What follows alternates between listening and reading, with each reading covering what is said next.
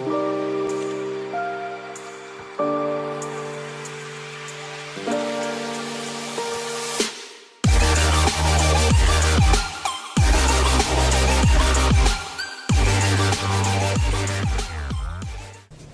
seems as though it was yesterday that I heard these words for the very first time.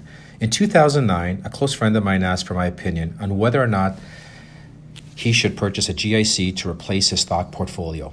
Despite the extremely low historical returns provided by GICs relative to historical returns generated by other investments, he was obsessed with the idea of obtaining a guaranteed return with zero volatility.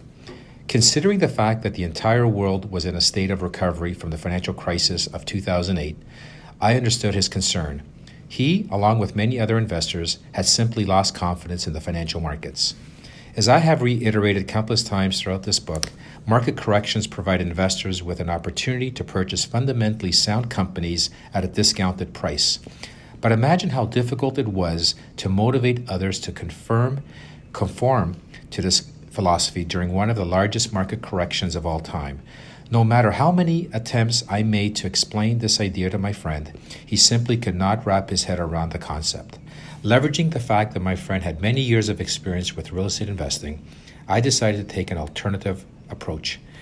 The very next time we met for coffee, I simply asked whether or not he would purchase an investment property based on the following conditions: a $5 million apartment building, which must be held for the next 25 years. For the entire investment period, rental income would be capped at 2% of the initial property value, in other words, $100,000 per year in rental income. At the end of 25 years, the investor would be able to sell the property for no more than $5 million, the original price. The investor is guaranteed 100% tenant occupancy for the entire investment period. In other words, an annual income stream of $100,000 is guaranteed for 25 years. After giving my proposal a quick review, he looked at me with a confused expression on his face. I will never forget his response. Who in their right mind would purchase this building?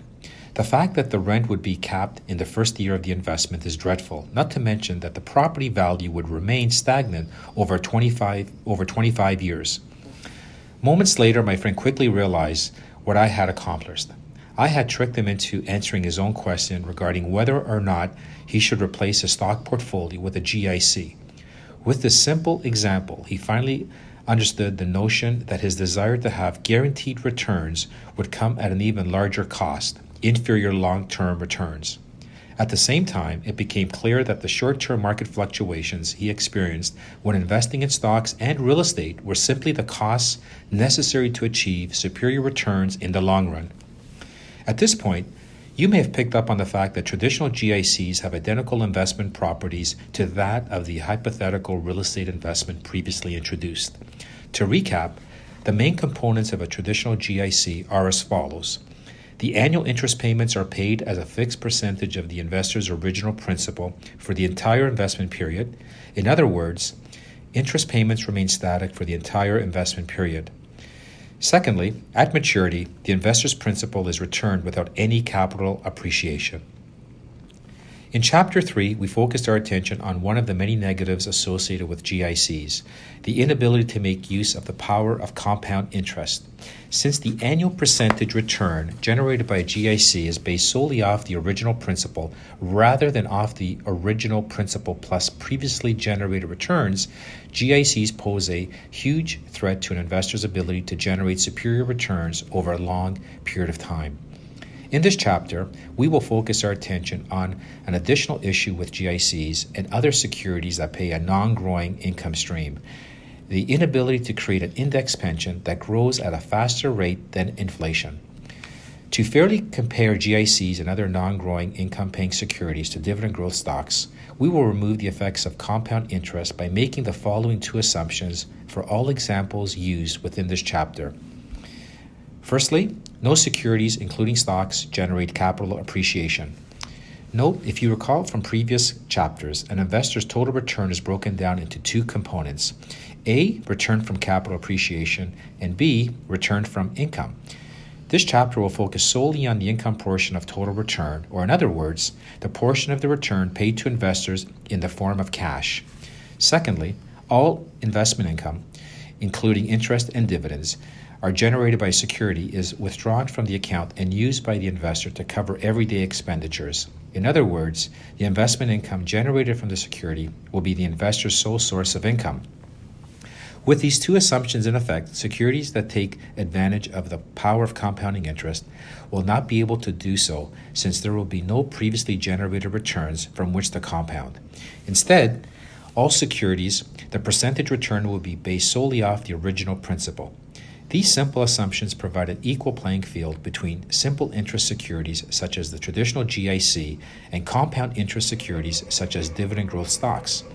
With an equal playing field, we will be able to fairly prove why securities generating a fixed income stream such as GICs, traditional bonds, non-growth dividend stocks are inferior to securities capable of generating a growing income stream such as dividend growth stocks with regards to providing investors with an index pension surpassing the rate of inflation. To carry out this comparison, the remainder of this chapter will follow this structure. Firstly, we will introduce the concept of yield on cost and explain how it can be used to compare the growth of investment income across different investments. Secondly, we will compare the yield on cost for a portfolio that pays a fixed income stream, a portfolio made up of GICs, to that of a portfolio that pays a growing income stream, namely a dividend growth portfolio. This example will illustrate the extent to which how much more effective securities capable of generating a growing income stream are at creating an index pension than securities that pay a fixed income stream.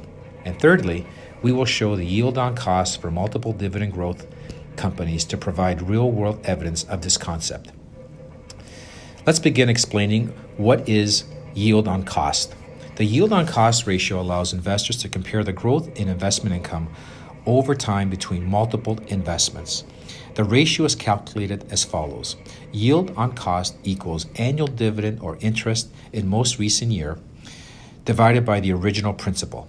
For example, let us assume an investor purchases a security for $1,000 to be held for a 5-year period. The annual income provided by the investment over the entire investment period is illustrated as follows. Year 1, $50. Year 2, $75. Year 3, $100. Year 4, $125. And year 5, $150. In Year 0, the point at which the investor contemplates whether or not he would like to pursue the investment, he is aware that if he were to invest $1,000, his annual return in year 1 would amount to $50. As a result, his investment yield would be 5%. We will assume that the investor had decided to pursue the investment and has now been invested for 4 out of 5 years. At this point, he decides he would like to evaluate how much his investment income has grown thus far over the investment period. He decides to analyze this growth by calculating his yield on cost. He simply divides his $125 annual income by the original $1,000 principal, consistent with the yield on cost formula, and arrives at 12.5%. At this point in time, with an original investment of only $1,000, the investor's income is able to provide him with an annual income of $125, or in percentage terms, 12.5% of his original investment. When we compare this yield on cost to the original 5% yield in year 1, it becomes evident that the investor's annual income has grown by a total of 150%. At this point, you may be curious as to why the investor did not simply subtract his annual dollar return generated in the 4th year by the annual dollar return generated in the 1st year. While this method may be adequate for evaluating the growth in investment income for one security on its own, it provides little insight when comparing the growth in investment income across multiple securities because it does not account for the size of the original investment. For example, let us assume we have 2 securities, investment A and investment B. Investment A requires an original investment of $10,000 and investment B requires an original investment of $1,000. Over a 5-year period, investment A's annual income increases from $500 per year to $1,000 per year. On the other hand, investment B's annual income increases from $50 per year to $200 per year. If we were to simply compare the increase in investment income in dollar terms for both investments, it seems as though investment A increased its annual income payment by more than investment B. Of course, this conclusion would be incorrect since this comparison does not account for the fact that the original investment required for investment A was substantially higher than that required for investment B. Yield on cost conducts the comparison on a per original dollar invested basis, eliminating the effect of differing original investment amounts. In this example, investment B's yield on cost is, in fact, 20% versus investment A's yield on cost of 10%. We can now subtract each investment yields in year 1 by the coinciding yield on cost calculated in year 4 to determine which investment truly realized a larger increase in investment income over the 5-year period. Since investment B's yield on cost in year 4 was 300% higher than its yield in year 1, but investment A's yield on cost in year 4 was only 100% higher than its yield in year 1, we can conclude that the increases in investment income for investment B over the 5-year period were larger than investment A.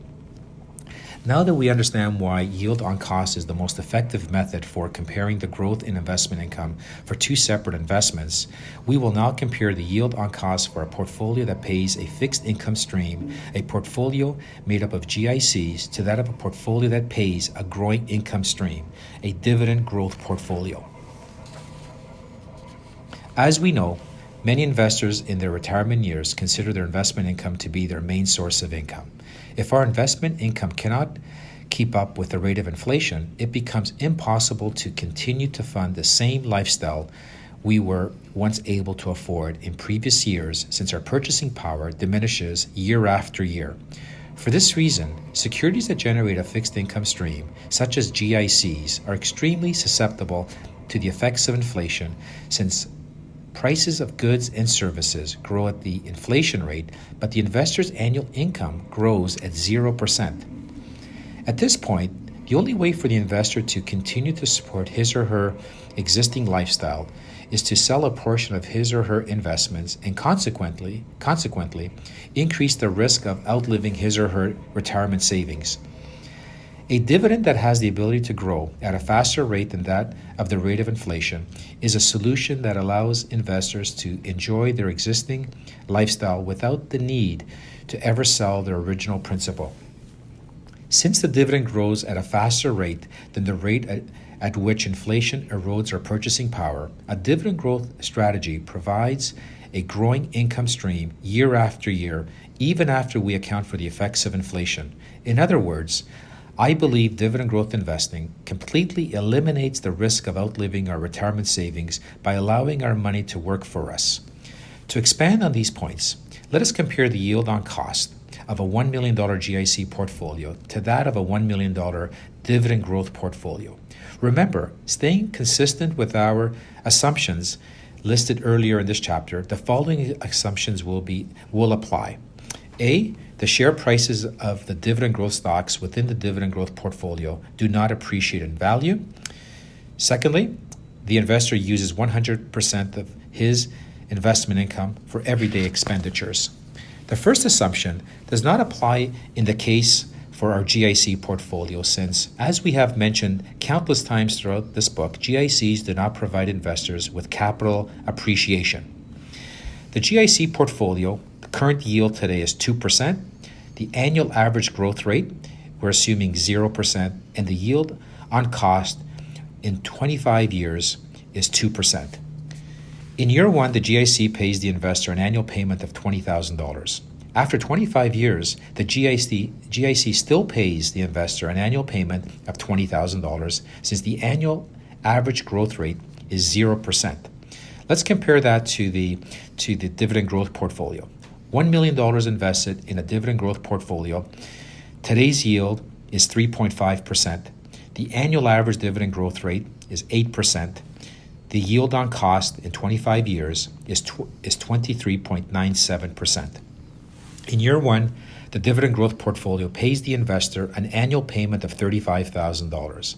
After 25 years, the dividend growth portfolio now pays the investor an annual income of $239,697, since the annual average growth rate is 8%. The GIC portfolio pays out a fixed interest rate throughout the entire investment period. Therefore, its yield on cost remains static for all of the 25 years, and consequently, the interest paid does not keep pace with the rate of inflation. In the case of the dividend growth portfolio, the dividends grow at an annual average rate of 8%, which leads to a yield on cost of 24% in the 25th year. At the end of 25 years, the dividends alone have provided the investor with two incredible benefits. A, the dividends grew at a faster rate than the rate of inflation. Therefore, the investor did not need to tap into his or her original principal in order to fund his or her lifestyle. And B, the investor now holds a conservative portfolio that generates an annual income yield of 24%, a risk-reward trade-off that simply cannot be attained in the marketplace. Instead, this premium risk-reward trade-off is the investor's compensation for remaining invested for such a long period of time. This example illustrates the results in a way that makes it almost inconceivable to think that anyone would make a long-term investment in a security that pays a fixed income stream. The difference in yield on cost is so significant that any benefit associated with holding the security that pays a fixed income stream over the security that is capable of increasing the income stream on an annual basis is simply not justified. It is one thing to make the assumption that a $1 million dividend growth portfolio will be able to grow its dividends by 8% over a 25-year period. To test the legitimacy of this claim, this next section will evaluate the 10-year yield on cost for two real-life Canadian dividend growth companies over the period from 2006 to 2016. In addition to the returns generated from the dividends, the returns generated from the share price appreciation have also been included to emphasize the overall power of dividend growth investing. We will use the example of Canadian National Railway. $1 million invested in Canadian National Railway in January 2006 at a share price of $25.75. The yield in 2006 was 1.28%. The yield in 2006 in dollar terms is $12,800. In the 10th year, 2016, the annual average dividend growth rate over that period, over the 10-year period, was 16.35%. The yield on cost 2016 is 5.83%. The yield on cost in 2016 in dollar terms is $58,300. Share price appreciation between the period of 2006 and 2016 was an incredible 297%. To summarize, the annual dividend of $12,800 in 2006 at the initial point of the investment grew to $58,300 by 2016. In addition, the share price appreciated by 297% during the same period. Let's take a look at another company in our model known as CCL Industries. $1 million invested in 2006 at a share price of $6.02. The yield in 2006 was 7.14%. The yield in dollar terms in 2006 on the $1 million investment was $71,400. The 10-year average annual dividend growth rate of CCL was 16.62%. The yield on cost in 2016 is 33.22%. The yield on cost in 2016 in dollar terms is $332,000. The share price appreciation over the 10-year period is 964%. To summarize, the annual dividend of $71,400 in 2006 grew to $332,000 by 2016. In addition, the share price appreciated by 964% during the same period. As previously mentioned, dividend growth investing allows investors to eliminate the risk of outliving their retirement savings, contingent on the company's ability to grow their dividends at a faster rate than the rate of inflation. As illustrated, Canadian National Railway and CCL Industries, demonstrated the ability to do exactly this over the past 10 years. Unfortunately, most investors tend to disregard dividends and instead concentrate entirely on stock prices.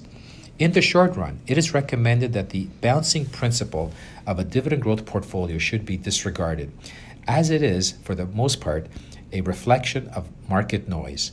In the long run, a company's ability to grow their dividends over time will dictate which direction their stock price is headed, since a company's ability to pay dividends is contingent on their ability to generate earnings. In other words, the combined effects of healthy earnings growth and dividend growth drives a company's stock price in the long run. In Chapter 6, we explain how dividend growth companies have historically generated superior total returns over that generated by fixed income securities, all other equity classes, mutual funds, and real estate investing. In chapters that came before, we explained how dividend growth investing takes advantage of the power of compound interest, a very significant contributing factor to dividend growth investing's superior long-term returns. In this chapter, we focused entirely on explaining just how significant the investment income growth component truly is and its overall contribution to the dividend growth approach. In Chapter 8, we will introduce arguably the most important factor that contributes to dividend growth investing: ability to generate superior returns over a long-term investment period.